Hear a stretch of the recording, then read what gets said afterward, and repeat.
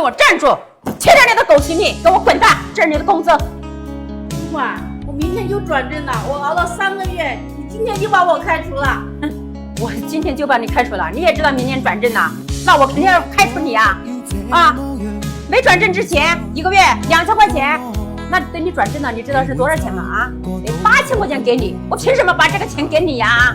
这么多天，你有没有知道孝敬我一点啊？一点人情世故都不懂，哼，一点水都不给我买，我凭什么还留着你呀？来，主管，我这钱给你们收着，你不要把我开除了嘛，我好不容易转正了。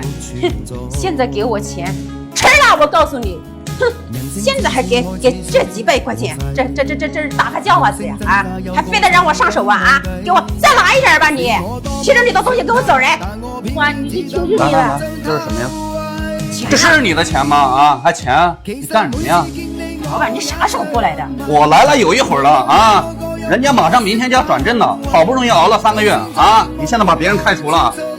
老板，我这不是为你着想啊！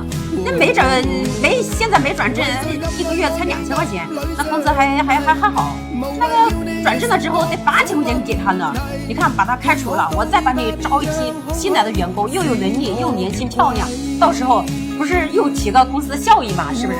他一个农村人，又没有学历，又没有文化的，开除个就得了呗。开除什么开除啊？我公司需要你去克扣这点工资啊，来维持工厂的运营吗？啊，我如果工厂啊连这个工资都发不起啊，我还开什么厂啊？你再说你这种行为，你现在把他开除掉了，他到外面去说是不是？再去找工作，那说我工厂是黑厂，那工厂名声全部都被你抹黑了。那以后谁还愿意到我工厂来上班啊？啊！哎呀，老板，他敢不敢出去说呀？敢说了把他的牙齿靠掉。反正人家走了，人家说什么是人家的自由啊，你还管得着啊？还牙齿靠掉，你咋这么大威风啊？还一口嫌弃一个农村人啊！你不说这话我还不来气啊！人家吃你的还是喝你的呀？啊！他们用自己的辛勤双手啊，种着10几亿人吃的口粮啊，没有他们农村人的辛勤付出，哪来这个城市的喧嚣繁华呀？往上数3代，你自己问问你爷爷奶奶那一辈儿，谁家不是农村人呀？啊，我也是农村出来的啊！照你这么说，我没资格给你当老板呢啊！你干嘛还在跟我打工呢？啊！